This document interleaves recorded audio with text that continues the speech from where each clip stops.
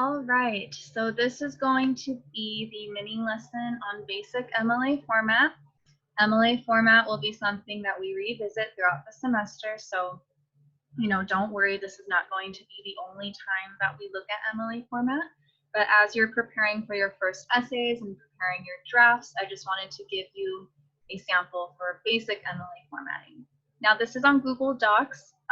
It will be the same rules and formatting if you're using a Word doc. It just might be different tools that you get there. But I'm going to be looking at a Google Doc.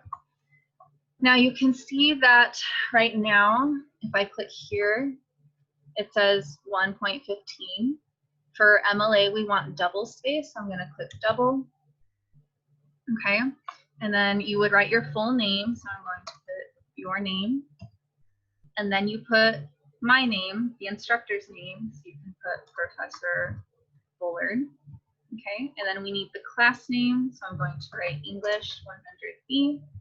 And then here you always put the date that the assignment is due. So you don't put the date you're writing it. So I wouldn't write 8 September 2020.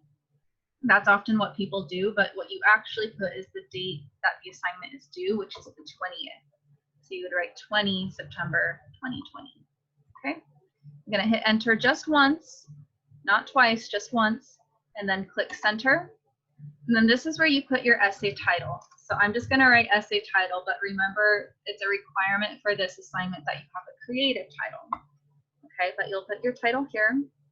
Now the next thing I wanna do is click, I believe it's insert. On Google Docs, you'll hit insert, because for MLA format, you require a header. So you're gonna go to header, footers. Actually, go to page number, because we also need to number the pages, okay? So if you do header, footer first on Google Doc, when you go to do the page number, you'll have to redo it anyway. So go to page number, and then go to this one, where it says 1 and then 2.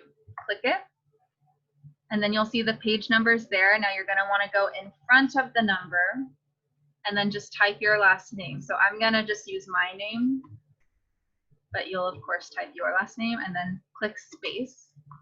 And then you can just click out of it. And then that's going to appear on each page, except the number will change to match the page number, okay?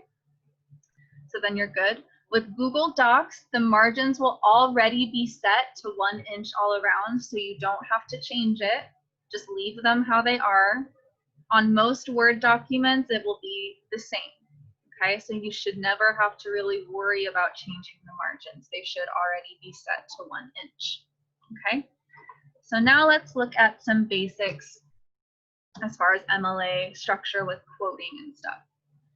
So of course, we'll click right aligned. Okay, now when you're starting your introduction, we want to make sure that you tab your paragraph in. It's not going to start over here. You're going to click tab on your keyboard to start it here. Okay. Now, let's say you're going to quote Adichie. Okay. When you mention Adichie for the first time ever, you have to write her full name, right? So you should write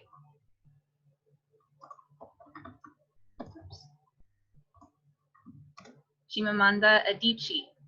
Okay, we need her full name the very first time that you mention her. You don't want to just write Adichie's TED Talk. You need the full name, and then later when you mention her again, you can just refer to her as Adichie. Okay, so you might say Chimamanda Adichie's TED Talk, The Danger of a Single Story, introduces the ideas of blah, blah, blah, right? So you'll fill out whatever your ideas are, doesn't matter, because we're just looking at MLA format right now, okay? Now, if you quote her, like let's say you say, Adichie asserts that, quote, okay? And then I'm just gonna put input quotation here, word for word. So if you're directly quoting her, you need to write exactly the same words, okay? So you'll put the quote there. Now, notice I didn't put a period here. For MLA format, the period never goes inside the direct quotation. You're going to hit space, open parentheses. Now, this was a video that we watched, so there are no page numbers, right? So you don't have to worry about putting a page number, but we do need to put her last name. So you're going to write Adichie, close parentheses, period. Okay. Now let's say later in a different paragraph, you're quoting Gloria Anzaldúa. Okay, so you might say in her essay, How to Tame a Wild Tongue, Gloria Anzaldúa explains, and then whatever quote that you choose, right? Now, in MLA formatting, and we're looking at this because her essay does have page numbers, in MLA formatting, if you say the person's name as part of your introduction prior to the quote, and it's in the same sentence as the quote, in the parenthetical in-text citation, you only have to put the page number. Okay, so let's just say this is from page 27. Then I'll put open parentheses, 27, close parentheses, period. Okay, let's say I'm quoting her again later. Okay, I'm integrating it into my own sentence.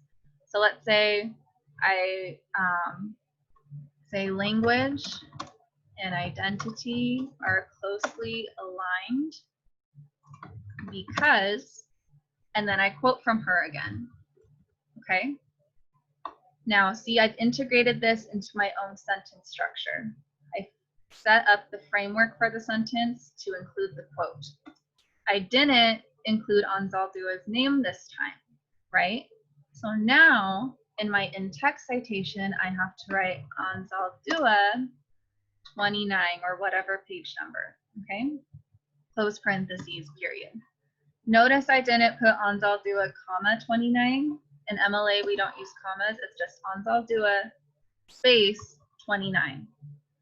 Okay, so that's basic in-text citation. So remember, whenever you're using a direct quote, you want to introduce the quote either by saying the author's name, some type of says verb like asserts or explains, and then write the quote directly word for word.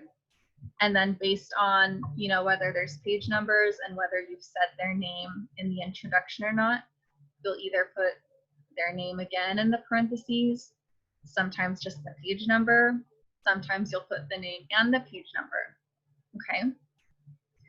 Now, if you're paraphrasing, right, so you're not directly quoting, but you're taking information from another source and you're putting it into your own words, you still need to use in-text citations. So let's say I'm looking at something Brown said, and I say, according to Brene Brown, courage is not the same thing as bravery. It is the act of telling one's full story with their whole heart. Okay? So I'm not quoting her word for word here. She used a different language when expressing this, but this is her idea. This comes from her TED Talk. I didn't make this up on my own, right? So because I'm paraphrasing Brene Brown, I'm still going to do open parentheses. And then since this was also a video that I watched, I'm just going to put Brown, her last name, right? Because we have to put something in the parentheses. So if there aren't page numbers, you're always just going to revert back to the author's last name, even if there's the name mentioned in the introduction, right?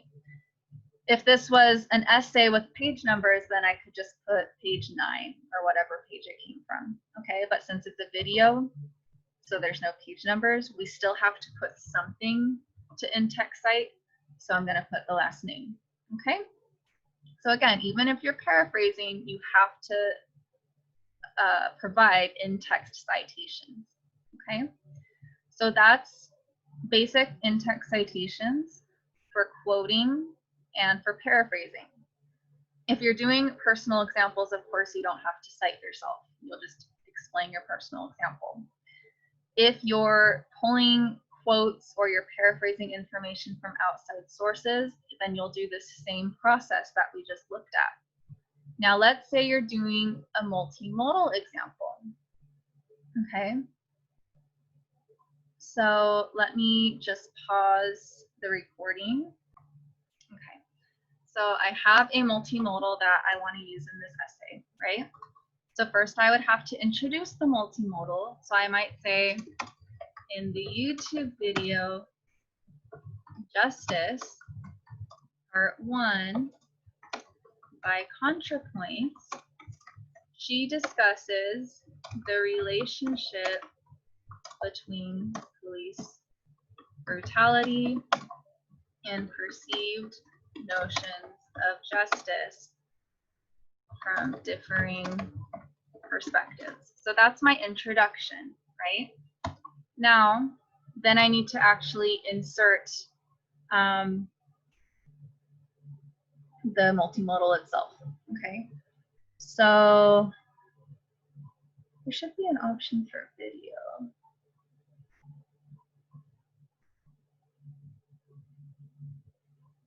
Okay, that's fine. If you have a video that you're using as a multimodal, then I'm just going to have you insert a link, okay? So then what you would want to do is highlight YouTube video Justice Part 1.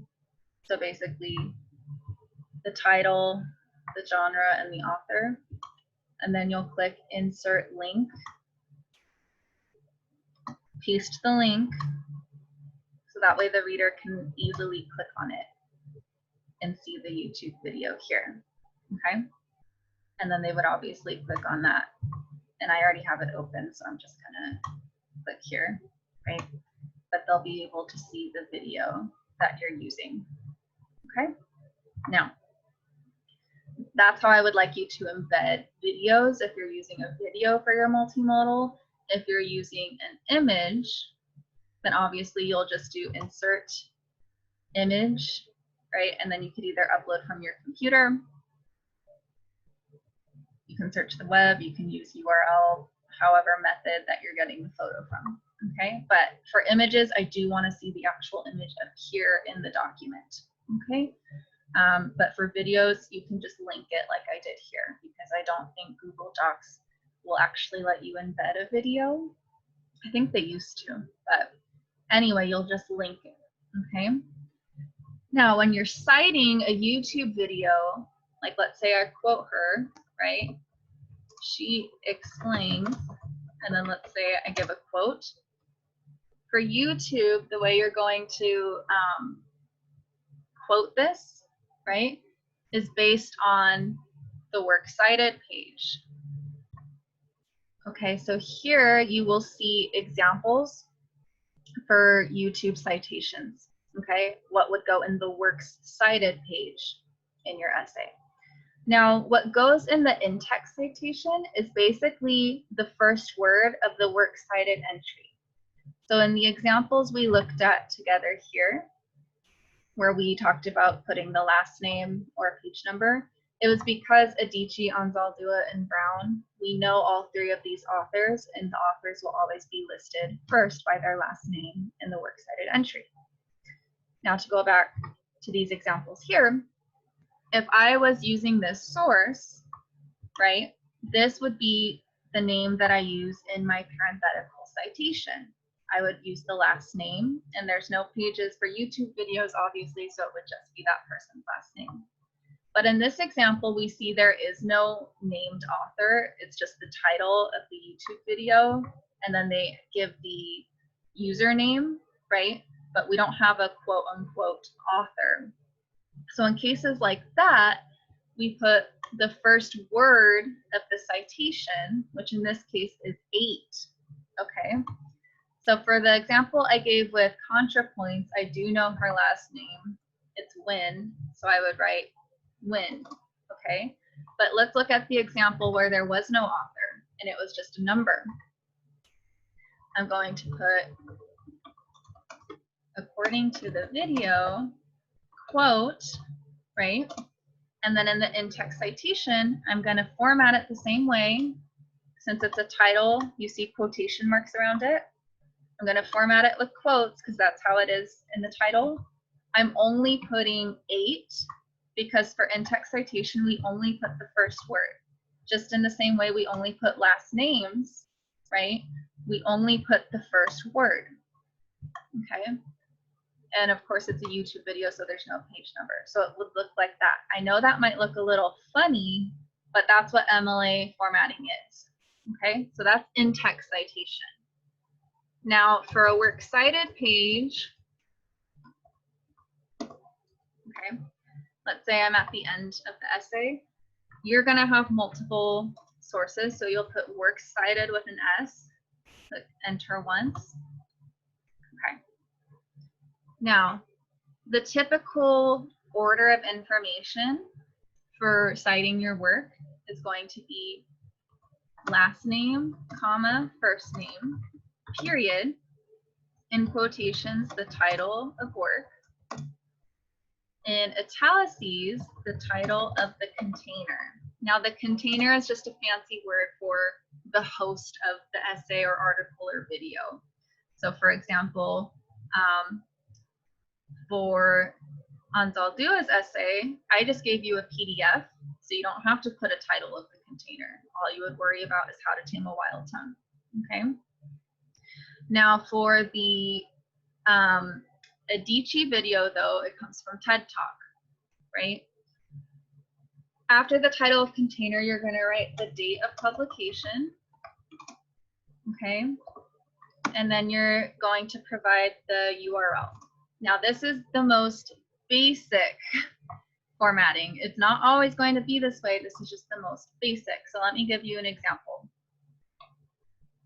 We're going to do Adichie's together so that I can show you. Okay, so I want all of you to get really used to using OWL Purdue. It was one of our assigned readings for MLA format guidelines.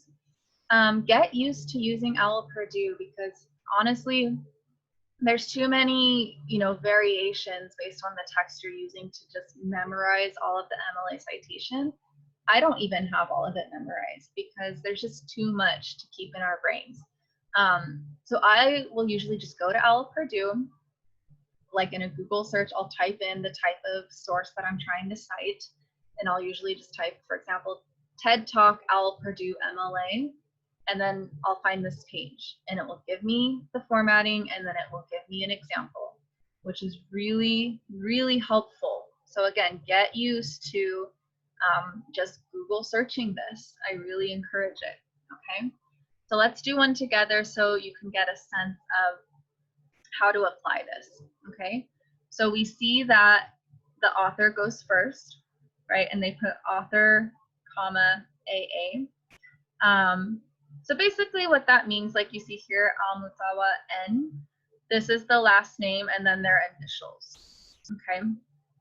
So for example, with Adichie, I pulled up the video so we can see, we know that it's Chimamanda Ngozi Adichie, okay? So I'm going to type Adichie, and then we only need the initials. See, it's just initials right here. So for Adichie, we see that the initials would be CN. Okay, so I'm going to write Adichie, comma, CN. Okay. Now what comes next in parentheses is the year, comma, month, date. Okay, so you see they did 2010, comma, July for this particular one. Now, if I look here, right, I see that this was done in July of 2009. Okay, so I'm going to go back and I'm going to click. They want the year first, right? So I'm going to write 2009, comma, July. Okay, and we put a period after the parentheses. Okay, next is the title in italics, right? So we keep that same formatting. And you want to write it the same way. So notice she doesn't capitalize these, right? So in italics, you're going to say the danger of a single story. Okay? And then you're going to put in brackets video. So you'll put bracket video. Okay? And then you write TED, because this comes from the TED Talk conferences. Okay? And then you supply the URL. So I would copy it and then just paste it directly. Okay? Now, with works cited entries, we need what's called a hanging indent. So I'm going to click here. I'm going to click enter first and then tab, and that creates my hanging indent. And then I click enter and it automatically lines it up. Okay? I don't know why on Google Doc you have to click enter before you can hit tab to create the hanging indent, but that's how it is. Okay? So click enter and then tab. And then you can remove this hyperlink for the works cited. I don't need to be able to click on it. I just need the link. Okay? So that's what a basic works cited entry looks like for a DT particular. Follow the same process for all of your other sources that we just did. Have the source up, have your works cited page up, have OWL Purdue up, right? Find the type of source you're doing. Are you doing an Instagram photo or video, right? Are you doing a Facebook post, a Twitter profile? Whatever you're citing, just find the type of source, follow whatever their basic formatting is. They'll always just do the basic formatting, and then they'll provide you with an example. So that way you can kind of make sense how it translates with actual information attached to it. Okay? And then just copy it the exact same way. And remember, the first word of the entry is what goes in your parenthetical citations. So what I like to do for myself is I highlight the first word so that when I'm citing from that source, I just see like, oh, what's the first word? And then I know that goes in the parentheses. If there's page numbers for the source, you just put a space and then the number. If there are no page numbers, then you just put the first word in the entry. Okay? So I hope this was helpful. Again, this is not going to be the only time we talk about MLA, but I hope this gives you some insight as you begin to prepare for the first essay. All right? So good luck, and I'll see you Wednesday.